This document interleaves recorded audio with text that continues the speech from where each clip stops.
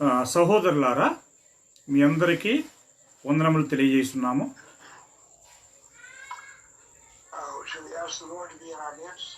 మన మధ్యలో దేవుడు ఉండినట్లుగా మనము ప్రార్థనలో కోరుకుందామా?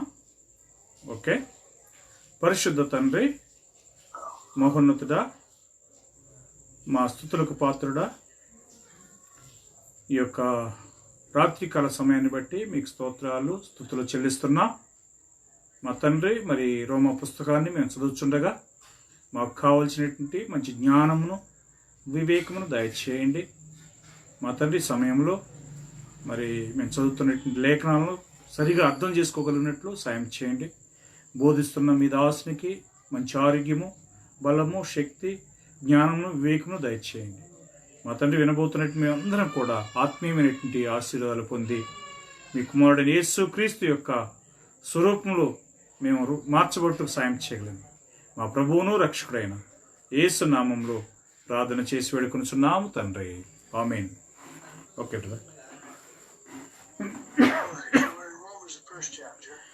రోమా మొదటి అధ్యాయంలో మనం ఉన్నాము.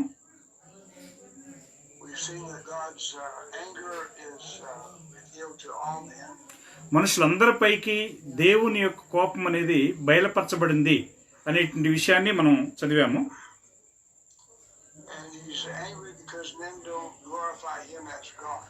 దేవుణ్ణి దేవునిగా మనుషులు మహిమపరచనందున దేవుడు వారి మీద కోపం కలిగి ఉన్నాడు అనే విషయాన్ని మనం చదివాము.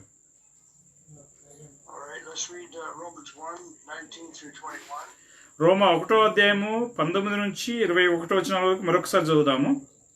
ఎందుకనగా దేవుని గూర్చి తెలియశక్యమైనది ఏదో అది వారి మధ్య విషదమై ఉన్నది. దేవుడు అది వారికి విషదపరచును. ఆయన అదృశ్య లక్షణములు అనగా ఆయన నిత్యశక్తియు దేవత్వమును జగదుత్పత్తి మొదలుకుని సృష్టింపబడిన వస్తువులను ఆలోచించడం వలన తేటపడుచున్నవి కనుక వారు నిరుత్తరులై ఉన్నారు. మరియు వారు దేవుని ఎరిగి ఆయనను దేవునిగా మహింపరచలేదు. కృతజ్ఞతాస్తుతులు చెల్లింపను లేదు గాని తమ వాదముల యందు వ్యర్థులైరి. ఓకే.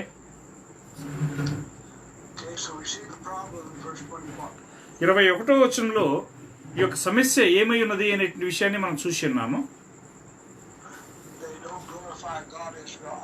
దేవుణ్ణి దేవునిగా వారు మహింపరచలేదు.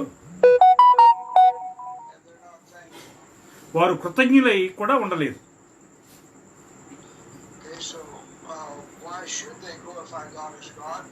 ఎందుకు వారు దేవుని దేవునిగా మహింపరచవలను? ఆయన దేవుడై ఉన్నాడు.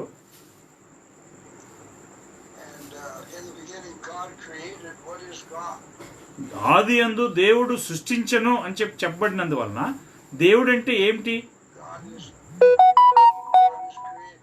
దేవుడు సృష్టికర్త అయి ఉన్నాడు. సృష్టికర్త అంటే యజమానుడు లేదా హక్కుదారుడై ఉన్నాడు.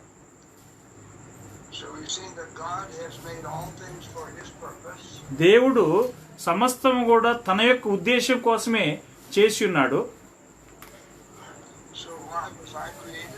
నేనెందుకు సృష్టించబడి ఉన్నాను? ఆయన యొక్క ఉద్దేశం కోసం. ఏది న్యాయమైనది?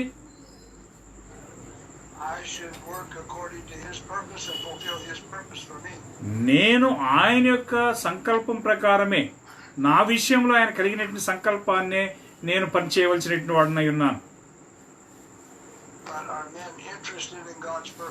అయితే మనుషులు దేవుని యొక్క ఉద్దేశంలో లేదా సంకల్పంలో ఆసక్తి కలిగినటువంటి వారుగా ఉన్నారా?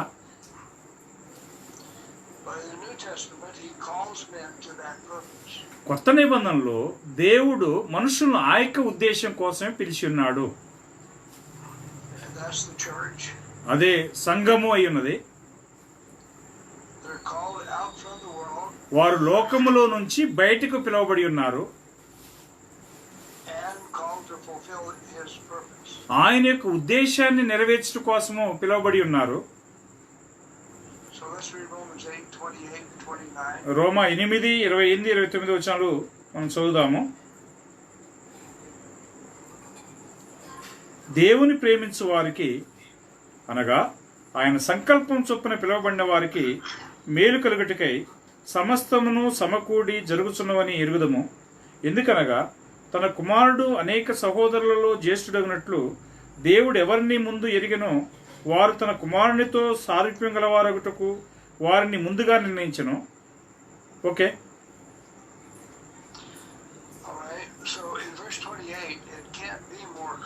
చూడండి 28వ వచనం కంటే కూడా అంత తేటగా ఇంకేది కూడా ఉండదు. సమస్తము సమకూడి మేలు కలుగుట కోసమే జరిగి ఉన్నవి.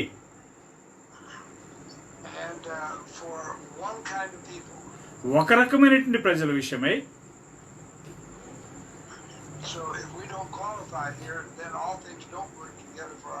చూడండి, మనము అర్హత కలిగినటువంటి వారుగా ఉండకపోతే సమస్తము కూడా ఆయన సంకల్పం ప్రకారం జరగవు అని అర్థం.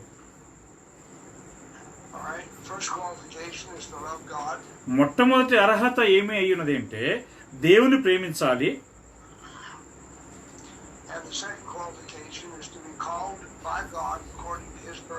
రెండవ అర్హత ఏమిటంటే దేవుని సంకల్పం ప్రకారం పిలువబడినటువంటి వారుగా ఉండవలను.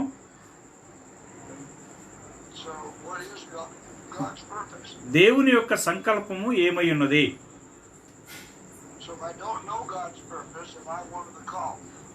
నేను దేవుని యొక్క సంకల్పాన్ని ఎరగకపోతే దేవుడు పిలువబడినటువంటి వారిలో నేను ఉన్నానా?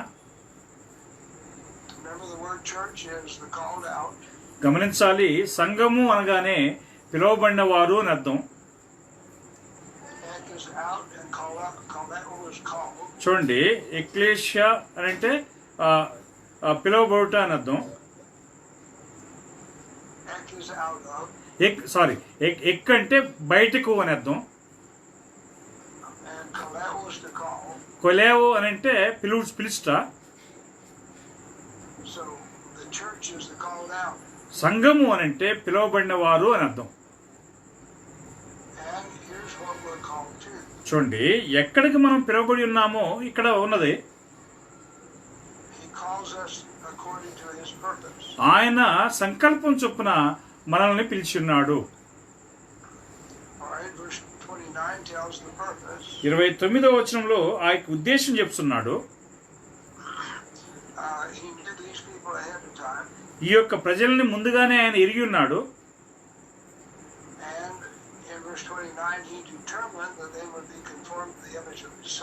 వారు తన కుమారుని యొక్క సారూప్యంలో మారాలనేది ఆయన ముందుగా నిర్ణయించున్నాడు. ఆయన యొక్క ఉద్దేశము లేదా సంకల్పము ఏమై ఉన్నది?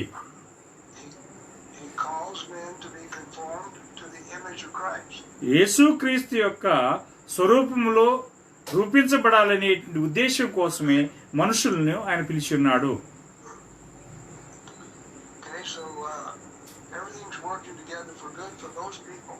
అలాంటి ప్రజలకు సమస్తము సమకూడి మేలు కలుగుటకే జరుగుతున్నాయి.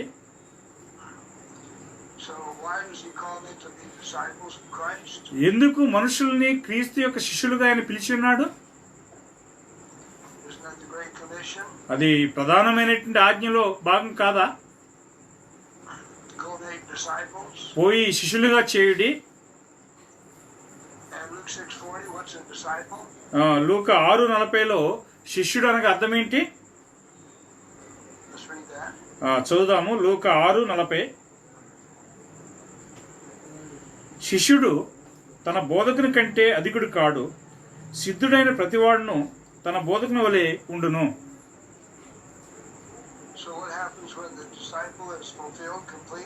చూడండి, శిష్యుడు పూర్ణుడైనప్పుడు ఏమవుతున్నాడు? తన యజమాని పోలి లేదా తన గురువుని పోలి ఉంటున్నాడు.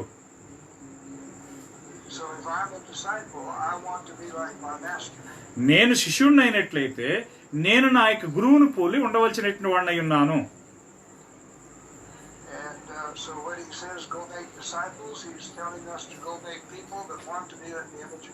చూడండి, శిష్యులుగా తయారు చేయము అని చెప్పి అన్నప్పుడు ప్రజల యొద్దకు పోయి తన కుమారుని యొక్క సారూప్యంలో వారు మార్చబడినట్లుగా వారిని తయారు చేయమని చెప్పి ఉన్నాడు.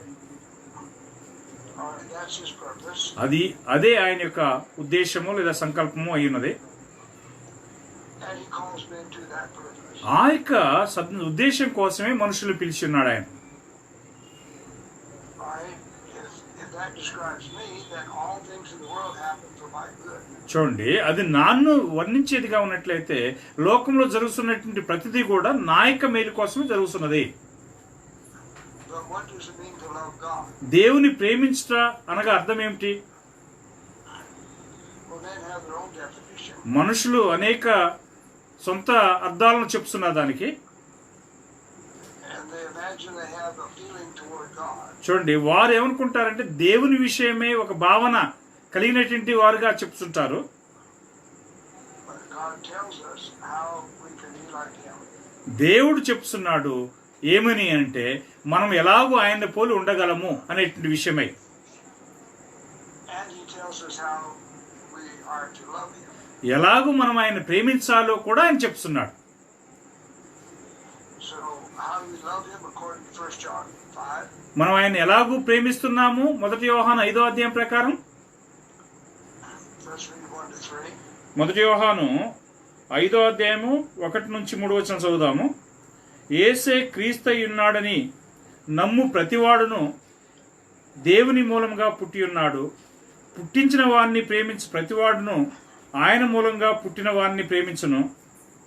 మనము దేవుని ప్రేమించు ఆయన ఆజ్ఞలను నెరవేర్చు వారమైతమా దేవుని పిల్లలను ప్రేమించున్నామని దాని వలన ఎరుగుదము.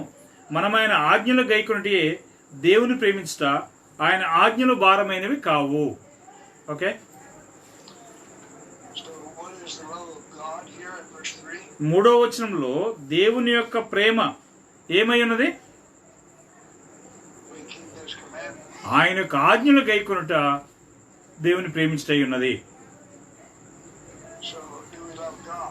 మనం దేవుని ప్రేమిస్తున్నామా? If we keep all his commandments, we love him fully. చూడండి, ఆయన యొక్క ఆజ్ఞలన్నింటినీ మనం గైకుంటే ఆయన్ను దేవుణ్ణి మనం పూర్తిగా ప్రేమిస్తున్నాము. So remember, God works all things together for good for those that love him. చూడండి, దేవుడు సమస్తము సమకూడి మేలు కలుగుటకై తను ప్రేమించే వారికి జరిగినట్లుగా చేస్తున్నాడు అనే విషయాన్ని గమనించండి. So he works all things together for the good for those that obey his commandments. ఆయనకు ఆజ్ఞలకు లోబడిన వారికి సమస్తము సమకూడి మేలు కలుగుటకై జరిగిస్తున్నాడు. So his purpose is to be like Christ. ఆయనకు ఉద్దేశం ఏంటంటే క్రీస్తుని పోలి ఉండుటై ఉన్నది. And if we obey all the commandments, we grow into the image of Christ. మనం ఆయనకు ఆజ్ఞలు గైకొన్నట్లయితే యేసుక్రీస్తు యొక్క స్వరూపంలో మనం ఎదగలము. So how many like that purpose? ఈ యొక్క సంకల్పాన్ని లేక ఉద్దేశాన్ని ఎంతమంది ఇష్టపడుతున్నారు? And why do men not like that purpose? ఎందుకు మనుషులు ఆ యొక్క సంకల్పాన్ని ఇష్టపడట్లేదు? Luke the 14th chapter. లూకా 14వ అధ్యాయము. Let's turn to Luke 9 first. మొట్టమొదటిగా లూకా 9కి తిప్పుకుందాము. And read verses 23 and 24. 23-24 వచనం చదువుదాం. మరియు ఆయన అందరితో ఇట్లనెను, ఎవడైనను నన్ను వెంబడింపగోరిన ఎడల తన్ను తాను ఉపేక్షించుకుని ప్రతిదినము తన శిలువనెత్తుకుని నన్ను వెంబడింపవలను. తన ప్రాణమును రక్షించకుని గోరువాడు దాన్ని పోగొట్టుకును. నా నిమిత్తమై తన ప్రాణమును పోగొట్టుకున్నవాడు దాన్ని రక్షించుకును. Okay, How are you willing to pay the price? ఎంతమంది ఇష్టపూర్తిగా విలువను చెల్లించడానికి సిద్ధంగా ఉన్నారు?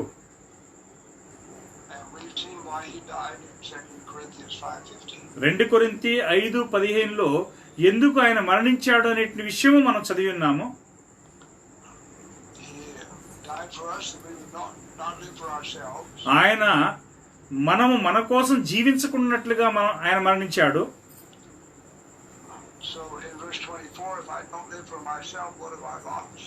24వ వచనంలో నేను నా కోసం జీవించకపోతే నేను దేన్ని పోగొట్టుకుంటున్నాను? I lose my life for Christ.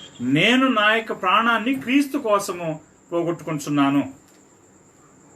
So what happens if we lose something? ఏదైనా ఒకదాన్ని మనం పోగొట్టుకుంటే ఏమవుతున్నది? మన యొద్ద ఉండదు అది. And we lose our life for Christ, who has it? మనము క్రీస్తు కోసం మన ప్రాణాన్ని పోగొట్టుకున్నట్లయితే అది ఎవరికి ఉంటుంది? So that's what he calls us to. అందుకొరకే ఆయన మనల్ని పిలిచాడు. John 5th chapter, యోహాను సువార్త 5వ అధ్యాయము verse 19. 19వ వచనము. కాబట్టి యేసు వారికి ఇట్లు ప్రత్యుత్తరమిచ్చెను, తండ్రి ఏది చేయుట కుమారుడు చూచునో అదే కాని తనంతట తాను ఏదియు చేయనేరడు. ఆయన వేటిని చేయునో వాటినే కుమారుడును అలాగనే చేయును. Alright, if we're like Christ, what do we do of ourselves? మనం క్రీస్తుని పోలున్నట్లయితే మనంతట మనం ఏం చేస్తాము? If we're like Christ, we won't live for ourselves. మనం క్రీస్తుని పోలున్నట్లయితే మనం మన కోసం జీవించము. We know that Christ gave his life up fully just to serve the Father, nothing else. చూడండి, యేసు పూర్తిగా దేవుని సేవించడం కోసమే తన ప్రాణాన్ని పెట్టాడే గాని ఇంకా మరి దేవు ఉద్దేశం కోసం కాదు అనే విషయం మనకు తెలుసు. Then if we don't do anything of ourselves, what do we do? మనం మనంతట మనం ఏది చేయట్లేదు అని అన్నట్లయితే మనం ఏం చేస్తున్నాము?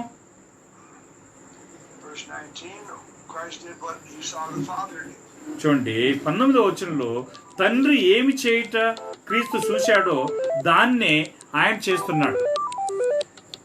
So Jesus walked in the Father's steps. యేసు తండ్రి యొక్క అడుగుజాడలు నడుస్తున్నాడు. Then verse 30, 30వ వచనంలో 5:30 బ్రదర్. 5:30, yes. ఓకే. నా అంతటి నేను ఏమీ చేయలేను, నేను విన్నట్లుగా తీర్పు తీర్చున్నాను. నన్ను పంపిన వాని చిత్త ప్రకారమే చేయకూడదును గాని నా ఇష్ట ప్రకారం చేయకూడను గనుక నా తీర్పు న్యాయమైనది. We just read where he, as he heard, he judged. చూడండి, ఆయన ఏదైతే వింటున్నాడో వినినట్లుగానే తీర్పు తీర్చున్నాడని చెప్పి మనం చదువుతున్నాము. So how do we judge? మనం ఎలాగో తీర్పు తీర్చవలను? We don't do anything of ourselves. మనంతటా మనం ఏమీ చేయకూడదు. God is judge, and we take God's judgment. చూడండి, దేవుడు తీర్పరిగా ఉన్నందువలన దేవుని యొక్క తీర్పులను మనం తీసుకునవలసినటువంటి వారమై ఉన్నాము. And we don't come to do our will, we come to do the Father's will. మనం మన చిత్తాన్ని చేయటం కోసం కాదు, తండ్రి చిత్త ప్రకారం చేయవలసినటువంటి వారమై ఉన్నాము. So who did Christ live for? క్రీస్తు ఎవరి కోసం జీవించాడు? He was wholly set apart for his Father. ఆయన పూర్తిగా తండ్రి కోసమే ప్రతిష్ఠించుకున్నాడు. Okay, so how much is left if we're fully set apart for the Father? మనము కూడా పూర్తిగా తండ్రి కోసం ప్రతిష్ఠించుకుంటే ఇక ఎంత భాగం మిగిలి ఉంటుంది మన కోసము? 2 Corinthians 3, 2 కొరింథీ 3వ అధ్యాయము verse 18. 18వ వచనం. మనమందరమును ముసుగులేని ముఖముతో ప్రభు యొక్క మహిమను అద్దం వలె ప్రతిఫలింప చేయుచు మహిమ నుండి అధిక మహిమను పొందుచు ప్రభువుకు యేసు చేత ప్రభువుకు ఆత్మ చేత ఆపోలికగానే మార్చబడుచున్నాము. Okay, So, Paul was being fully transformed in the image of the Lord. ప్రభు పూర్తిగా యేసు యొక్క ప్రభు యొక్క స్వరూపంలోనే మార్చబడ్డాడు. So, are we following Paul like he followed Christ? చూడండి, పౌలు క్రీస్తుని అనుసరించిన ప్రకారం లేదా క్రీస్తుని వెంబడించిన ప్రకారం మనమును పౌలు వెంబడించవలసినటువంటి వారమై ఉన్నామా? So, day by day, Paul was growing more in the image of Christ. దినదినము కూడా యేసు యొక్క స్వరూపంలో పౌలు మార్చబడుతూ వస్తున్నాడు. And in chapter 4, verse 6, 4వ అధ్యాయం 6వ వచనంలో, గనుక మేము మమ్మను గూర్చి ప్రకటించుకున్నట్లేదు కానీ క్రీస్తు యేసుని గూర్చి ఆయన ప్రభువనియు మమ్మను గూర్చి యేసు నిమిత్తము మేము మీ పరిచారకులమనియు ప్రకటించున్నాము. so how do we see the glory of God in this verse? ఈ వచనంలో దేవుని యొక్క మహిమను ఎలాగ మనం చూస్తూ ఉన్నాము? In the face of Jesus Christ. యేసు యొక్క ముఖమును మనం చూసుడు ద్వారా. Well, Christ image of the Father. క్రీస్తు తండ్రి యొక్క స్వరూపంలో ఉన్నాడు. So if we come in the image of Christ, we're in the image of the Father. మనం క్రీస్తు యొక్క స్వరూపంలోనికి వచ్చాము అని అంటే తండ్రి యొక్క స్వరూపంలోకి వచ్చామని అర్థము. So is that the divine nature? అది దైవీకమైనటువంటి స్వభావం అయి ఉన్నదా? 2 Peter 1, 2 పేతురు 1వ అధ్యాయము verses 3 and 4.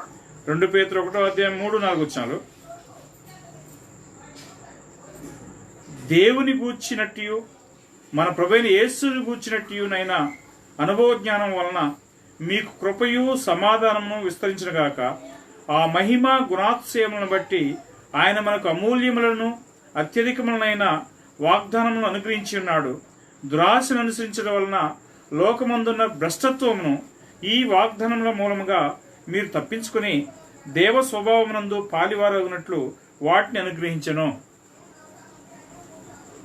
So it gives us everything about life and godliness through his knowledge. చూడండి, ఆయన జ్ఞానాన్ని బట్టి జీవమునకును దైవభక్తికి కావలసినటువంటి వాటిన్నిటిని దేవుడు మనకు దయచేసి ఉన్నాడు. And in that knowledge we have many great, exceeding great precious promises. ఆ యొక్క జ్ఞానం వలన దేవుని యొక్క అత్యధికమును అమూల్యమైనటువంటి వాగ్దానములు మనం చూసి ఉన్నాము. And what are these promises for? ఈ యొక్క వాగ్దానములన్నీ దేనికోసము? So we can be partakers of the divine nature. మనము దైవిక స్వభావంలో పాలు పొందినట్లు. So what's God's plan for Jesus' disciples? యేసు యొక్క శిష్యుల విషయమై దేవుని యొక్క సంకల్పం ఏమై ఉన్నది? Jesus is in the image of God. యేసు దేవుని యొక్క స్వరూపంలో ఉన్నాడు. That's the divine nature. అది దైవికమైనటువంటి స్వభావం అయి ఉన్నది. And if we have his love in us, ఆయన యొక్క ప్రేమలో ఆయన యొక్క ప్రేమ మనలో కలిగినట్లయితే is that the divine nature? అది దైవికమైనటువంటి స్వభావం అయి ఉన్నది. 1 John 4:12. 1 యోహాను 4:12 వచనము. ఏ మానవుడును దేవుని ఎప్పుడునూ చూసి ఉండలేదు. మన ముఖనొకడు ప్రేమించిన యెడల దేవుడు మన యందు నిలిచి ఉండును. ఆయన ప్రేమ మన యందు సంపూర్ణమగును. And then verse 8. 8వ వచనము. దేవుడు ప్రేమ స్వరూపి, ప్రేమ లేనివాడు దేవుణ్ణి ఎరగడు. So what's God's nature? దేవుని యొక్క స్వభావము ఏమై ఉన్నది? God's nature is love. దేవుని యొక్క స్వభావం అనేది ప్రేమ అయి ఉన్నది. Jesus was in the love of God. యేసు దేవుని యొక్క ప్రేమ అయి ఉన్నాడు. And Ephesians, the 3rd chapter. ఎఫెసీ 3వ అధ్యాయంలో Let's read 14 through 19. 14 నుంచి 19 వచనాలు చదువుదాం. ఎఫెసీ 3వ అధ్యాయం.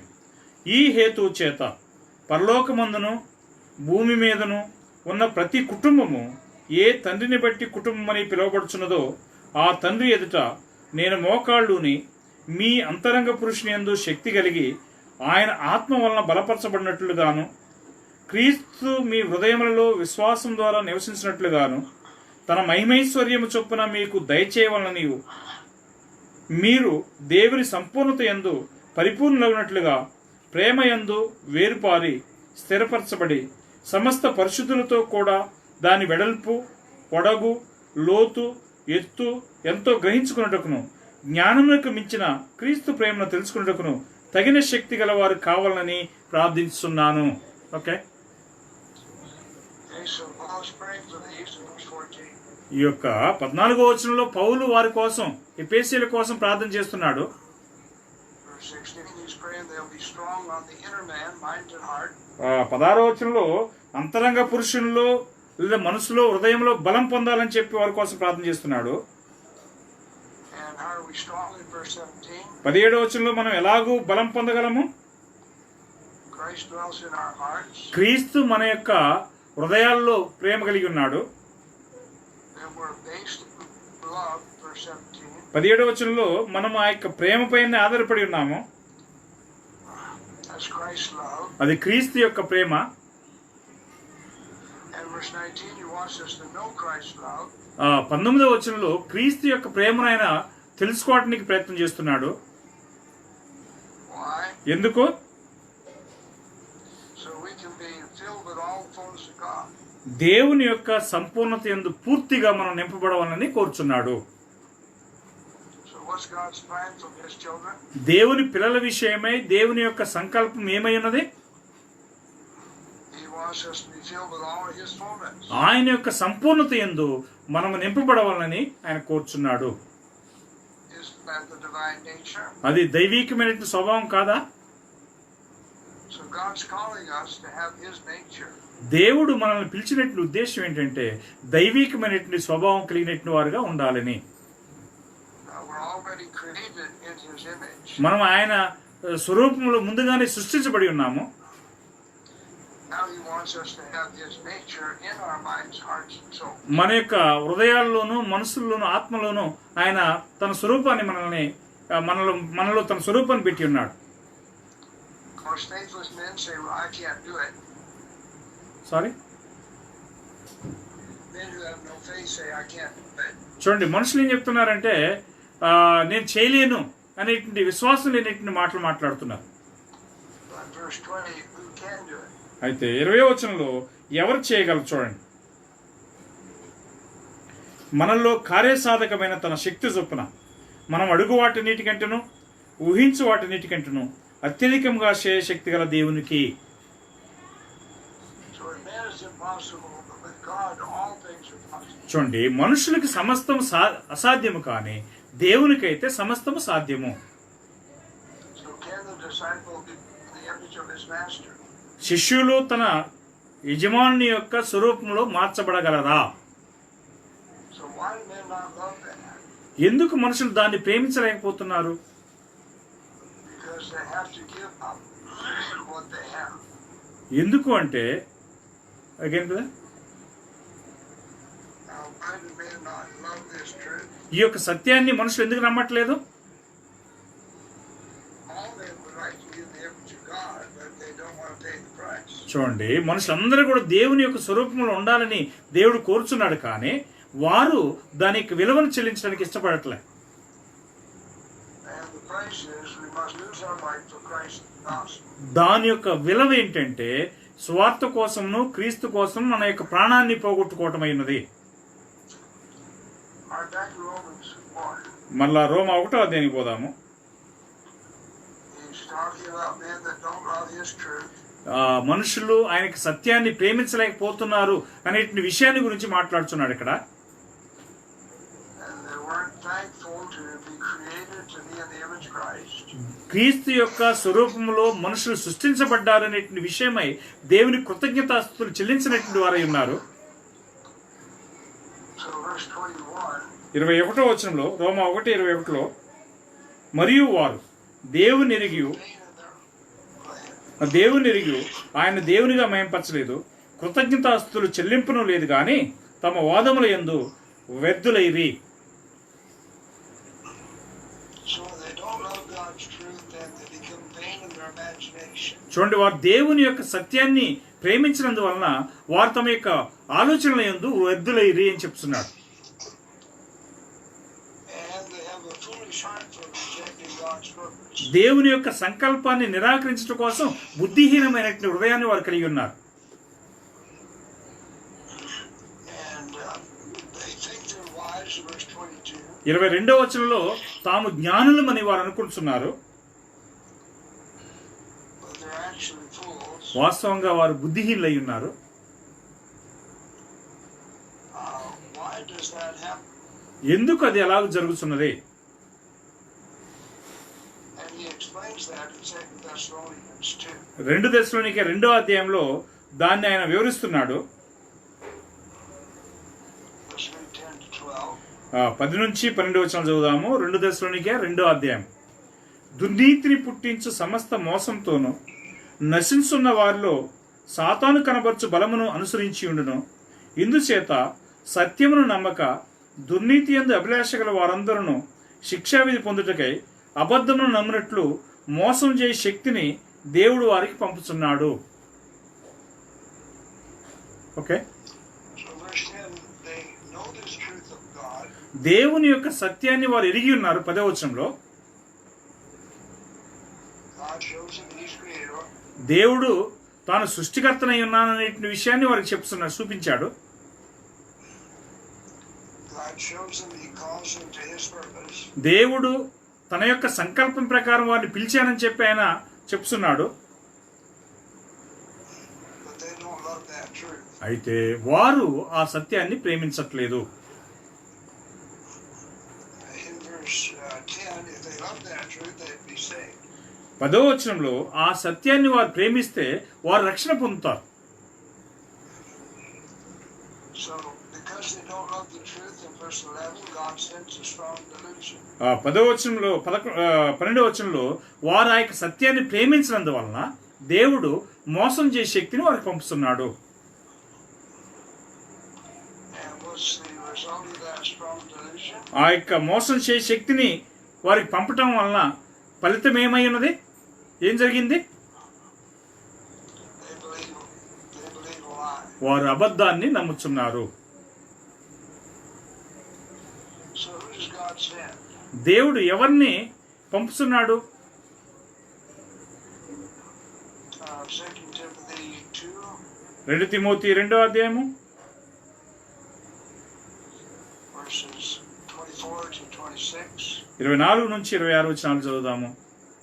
సత్య విషయమైన అనుభవ జ్ఞానం వారికి కలుగుటకై దేవుడు ఒకవేళ ఎదురాడు వారికి మారుమనసు దయచేయును.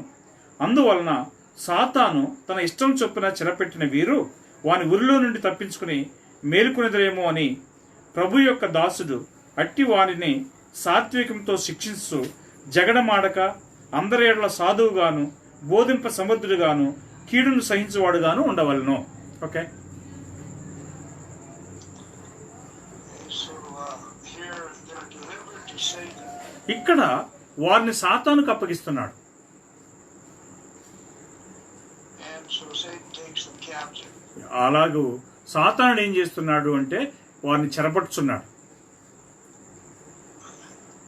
So how can they get out of Satan's captivity? సాతాను యొక్క చెరలో నుంచి వారు ఎలాగ బయటికి వస్తున్నారు? He says they have to acknowledge the truth. వారు సత్యాన్ని ఒప్పుకొనడం ద్వారా లేదా అంగీకరించడం ద్వారా వస్తున్నారు. Well, what drives away lies? చూడండి again What drives lies away? Right. అబద్ధాలని బయటికి పంపించినది ఏమై ఉన్నది? If we know the truth, that destroys the lie. మనం సత్యాన్ని ఎరిగితే ఆ యొక్క అబద్ధాన్ని అది నాశనం చేస్తున్నది.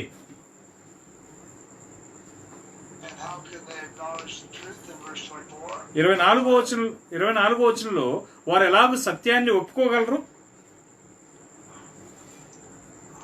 God has to give them repentance. దేవుడే వారికి మారుమనసు దయచేయవలను. So before men can be saved, he has to be given repentance from God. చూడండి, వారు మారుమనసు పొందక ముందుగా మనుషులకు దేవుడు ఆ యొక్క మారుమనసుని ఇవ్వాల్సిన, అంటే ఒక మనుషుడు రక్షణ పొందడానికి ముందుగా దేవుడే మనుషులకు మారుమనసుని ఇవ్వాల్సిన అవసరం ఉన్నది. So when a man doesn't love the truth, మనుషుడు సత్యాన్ని ప్రేమించకపోతే God sends a strong delusion. దేవుడు మోసం చేసే శక్తిని వారికి పంపిస్తున్నాడు. And they believe Satan's lies. అప్పుడు వారు సాతాను యొక్క అబద్ధాలు నమ్ముతున్నారు. And then God gives certain men his truth. ఆ తర్వాత దేవుడు కొంతమంది మనుషులకు తన సత్యాన్ని ఇస్తున్నాడు. And he gives them a new mind so they can understand that truth. ఆ తర్వాత వారు సత్యాన్ని గ్రహించుకొనగలిగినట్లుగా కొత్త మనసును దేవుడు వారికి ఇస్తున్నాడు. So how does the Father draw us to Christ? క్రీస్తుని తండ్రి ఎలాగూ ఆకర్షించి ఉన్నాడు? He gives us a new mind. ఆయనకి క్రొత్త మనసు ఇచ్చడం ద్వారా. And we acknowledge the truth that God is God. దేవుడు దేవుడై ఉన్నాడనే విషయాన్ని మనం ఒప్పుకున్నప్పుడు He is creator. ఆయన సృష్టికర్త అయి ఉన్నాడు. And we understand he calls me into His purpose. మనుషులను దేవుడు తన సంకల్పం కోసం పిలిచి ఉన్నాడనే విషయాన్ని మనం అర్థం చేసుకున్నప్పుడు then they see the truth, and the truth makes them free. సత్యాన్ని వారు చూసినప్పుడు ఆ సత్యము వారిని స్వతంత్రులుగా చేస్తున్నది. John the 8th chapter, he says this in different words. 8వ అధ్యాయం యోహాను సువార్తలో ఆయన వ్యత్యాసమైనటువంటి పదాలతో చెప్తున్నాడు. యోహాను సువార్త 8లో Let's read 32 to 38. 32 నుంచి 36, sorry. 8వ అధ్యాయము 32 నుంచి 36 వచనాలు చదువుదాము. యోహాను సువార్త 8:32 నుంచి 36 వచనాలు. అప్పుడు సత్యము మిమ్మల్ని స్వతంత్రులుగా చేయనని చెప్పగా వారు, మేము అబ్రహాం సంతానము, మేము ఎన్నడూనూ ఎవనికి దాసులమై ఉండలేదే, మీరు స్వతంత్రులుగా చేయబడదని ఎలా చెప్పుతున్నారని ఆయనతో అనిరి. అందుకు యేసు, పాపం చేయి ప్రతివాడును పాపమునకు దాసులని మీతో నిశ్చయంగా చెప్తున్నాను. దాసుడు ఎల్లప్పుడూ ఇంటిలో నివాసం చేయడు, కుమారుడు ఎల్లప్పుడూ నివాసం చేయును. కుమారుడు మిమ్మను స్వతంత్రులుగా చేసిన యెడల మీరు నిజముగా స్వతంత్రులై ఉందురు. So the Jews are like most people today, they don't understand. చూడండి, ఈనాడు మనుషులు ఎక్కువ మంది ఎలాగైతే ఉన్నారో అలాగే ఆనాడు యూదులు కూడా ఉన్నారు. దాన్ని అర్థం చేసుకోలేని స్థితిలో లేరు. But let's ask the Lord for His understanding. అయితే ప్రభు యొక్క జ్ఞానం కోసం లేదా వివేకం కోసం మనం దేవుణ్ణి మొరపెట్టుకోవాల్సిన వారమై ఉన్నాం. In verse 32, 32వ వచనంలో here men can be made free. మనుషులు ఇక్కడ స్వతంత్రులుగా చేయబడగలరు. Well, if they're not free, they're in captivity. చూడండి, వారు స్వతంత్రులుగా కాలేదు అని అంటే లేదా చేయబడలేదు అని అంటే వారు చెరలో ఉన్నట్టు అర్థము. So verse 34, who's in captivity? అయితే 34వ వచనంలో ఎవరి యొక్క చెరలో వారు ఉన్నారు? He that commits sin is the slave of sin. చూడండి, పాపం చేయి ప్రతివాడును పాపమునకు దాసుడై ఉన్నాడు. So who do we serve if we're a slave of sin? మనం పాపమునకు దాసులమైతే మనం ఎవరికి సేవ చేస్తున్నాము? The slave serves his master. దాసుడు తన యొక్క యజమానుడికి సేవ చేస్తాడు. So here, sin is the master. ఇక్కడ పాపం అనేది వారికి యజమానుడై ఉన్నాడు అనేది మనం చూస్తున్నాం. How can we be freed from this master? ఈ యొక్క యజమానుని నుంచి మనం ఎలాగూ స్వతంత్రులుగా చేయబడగలము? Jesus said, you'll know the truth, and the truth will make you free. యేసు చెప్తున్నాడు, మీరు సత్యమును తెలుసుకుందరు, ఆ సత్యం మిమ్మల్ని స్వతంత్రులుగా చేస్తుంది అని చెప్తున్నాడు. Okay, so if somebody is a slave of sin and they're set free, do they sin? చూడండి, ఎవరైనా పాపమునకు దాసులైనట్లయితే వారు స్వతంత్రులుగా చేయబడిన తర్వాత మళ్ళా పాపం చేస్తారా? How many believe they can be made free from sinning? పాపం చేయటం నుంచి ఒక వ్యక్తి విడుదల పొందగలుగుతున్నాడు లేదా స్వతంత్రుడుగా చేయబడుతున్నాడు అనే విషయాన్ని ఎంతమంది నమ్ముతున్నారు? Ephesians 6, ఎఫెసీ 6వ అధ్యాయము verse 16. 16వ వచనము, ఇవన్నీగాక విశ్వాసమును డాలు పట్టుకునండి, దానితో మీరు దుష్టుని అగ్నిబాణములన్నింటినీ ఆర్పుటకు శక్తిమంతులగుదురు. Okay, so what is the shield of faith able to do? చూడండి, ఇక్కడ విశ్వాసపు డాల్ అనేది ఏం చేయుటకు శక్తి కలిగి ఉన్నది? It gives us ability. శక్తిని లేదా సామర్థ్యాన్ని ఇవ్వడానికి అది శక్తి కలిగి ఉన్నది. And that ability is to quench all the fiery darts of the wicked. ఆ యొక్క శక్తి అగ్ని బాణములన్నింటిని కూడా ఆర్పివేయుటకు శక్తి కలిగి ఉన్నది. So if we quench all of Satan's darts, how many times are we going to sin? చూడండి, సాతాను యొక్క బాణములన్నింటినీ మనం ఆర్పివేయగలిగితే మనం ఎన్నిసార్లు పాపం చేస్తాము? 1 John 2:1. మొదటి యోహాను 2వ అధ్యాయం 1వ వచనము.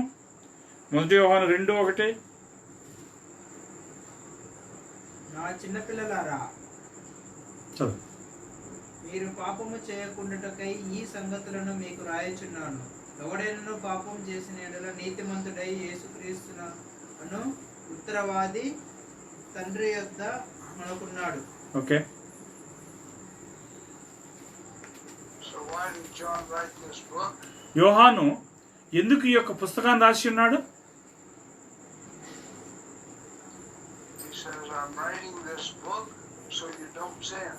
మీరు పాపం చేయకున్నట్టుకై ఈ పుస్తకాన్ని నేను మీకు రాస్తున్నాను అని చెప్పి యోహాను చెప్తున్నాడు. Is it possible to live without sin? పాపము లేకుండా జీవించడం అనేది సాధ్యపడుతుందా? Well, if we can't live without sin, then what value is this book? చూడండి, మనం పాపము లేకుండా జీవించలేనప్పుడు ఈ యొక్క పుస్తకం యొక్క విలువ ఏమై ఉన్నది? So it must be possible to live without sin, or John wouldn't have written this book, so we would not sin. చూడండి, మనం పాపము లేకుండా జీవించలేనప్పుడు మీరు పాపం చేయకుండాగా ఈ పుస్తకాన్ని రాస్తున్నానని చెప్పి యోహాను చెప్పి ఉండటానికి అవకాశం లేదు. So does you say, if any man sin, we have an advocate while we're praying.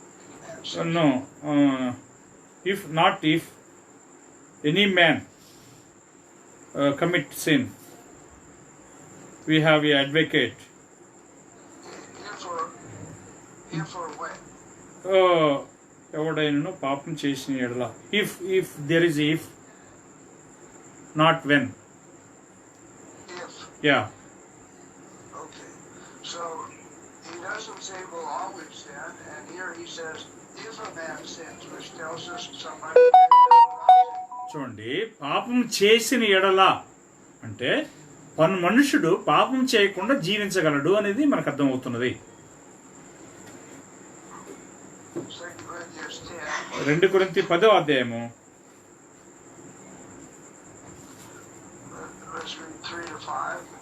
3 నుంచి 5 వచనాలు చదువుదాం.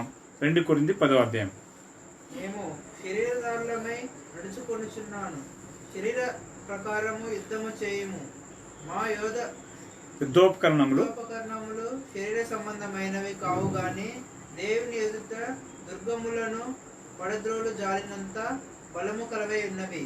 మేము వితర్కములను దేవుని గూర్చిన జ్ఞానమును అడ్డగించు ప్రతి ఆటంకమును పడద్రోసి ప్రతి ఆలోచనను క్రీస్తుకు లోబడినట్లు చెరపట్టి. ఓకే.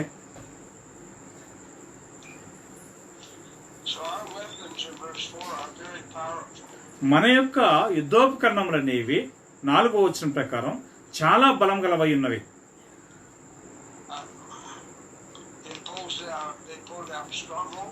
అవి దుర్గములు కూడా పడద్రోజాలగలిగి ఉన్నాయి.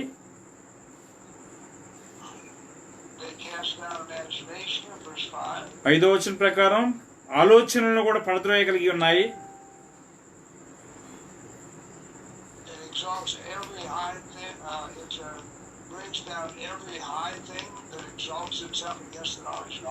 దేవుని యొక్క జ్ఞానానికి వ్యతిరేకంగా హెచ్చించుకుని ప్రతి ఆటంకాన్ని కూడా అవి పడద్రోయగల శక్తి కలిగి ఉన్నవి.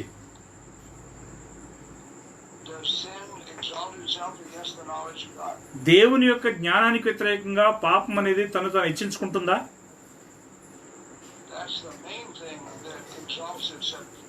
చూడండి, మనల్ని ముఖ్యమైన కార్యం ఏంటంటే ఆ విధంగా హెచ్చించుకోవటమే ఉన్నది అనేది మనం చూస్తున్నాం.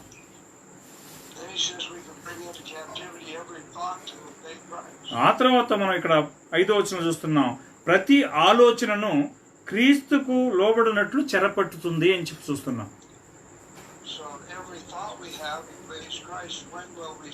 చూడండి, ప్రతి ఆలోచనను క్రీస్తుకి చెరపెట్టినట్లయితే మనం ఇంకెప్పుడు పాపం చేస్తాము? Hebrews the 2nd chapter, verse 10. ఎబ్రీ 2వ అధ్యాయం 10వ వచనం చదువుదాము.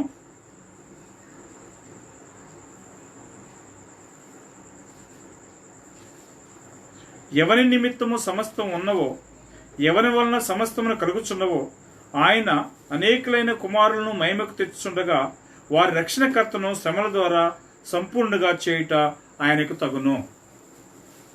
So who's our captain? మన యొక్క రక్షణకర్త ఎవరు? Christ is our captain. క్రీస్తు మన యొక్క రక్షణకర్త అయి ఉన్నాడు. He leads us forth in this. Sorry Christ leads us forth in this fight. చూడండి, ఈ యొక్క పోరాటంలో క్రీస్తు మనల్ని నడిపించేటువంటి వాడై ఉన్నాడు. And we're fighting against Satan. మనం సాతానికి వ్యతిరేకంగా పోరాటం చేస్తున్నాము. Who's more powerful, Satan or Christ? ఎవరు ఎక్కువ బలవంతులు, సాతానుడా లేదా క్రీస్తా? If we always sin, who's our master? మనం ఎల్లప్పుడూ కూడా పాపం చేసినట్లయితే మన యొక్క యజమానుడిగా ఎవరున్నారు? Remember, Jesus said you'll know the truth, and the truth will make you free. మీరు సత్యంను ఎరుగుదురు, సత్యం మిమ్మల్ని స్వతంత్రులుగా చేయనని ఏసు చెప్పింది గుర్తుందా?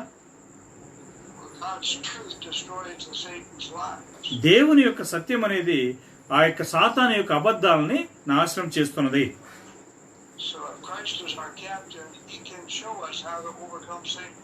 క్రీస్తు మన యొక్క రక్షణకర్తగా ఉన్నందువలన సాతానుని మనం ఎలాగ జయించగలమనేటువంటి విషయమై మనకు ఆయన మార్గం చూపించగలడు. So some say, as long as we're on earth, we'll always sin. కొంతమంది ఏం చెప్తున్నారంటే మనం ఈ భూమి మీద ఎంతకాలం అయితే జీవిస్తామో అంతకాలం పాపం చేస్తూనే ఉంటామని చెప్పి అంటున్నారు. Who's their captain? వారి యొక్క రక్షణకర్త ఎవరు? The devil's leading them. దెయ్యము వారిని నడిపిస్తున్నది. Can we overcome sin? మనం పాపాన్ని జయించగలమా? God calls us to be like Christ. దేవుడు మనల్ని క్రీస్తు వలె ఉండునట్లుగా పిలిచి ఉన్నాడు.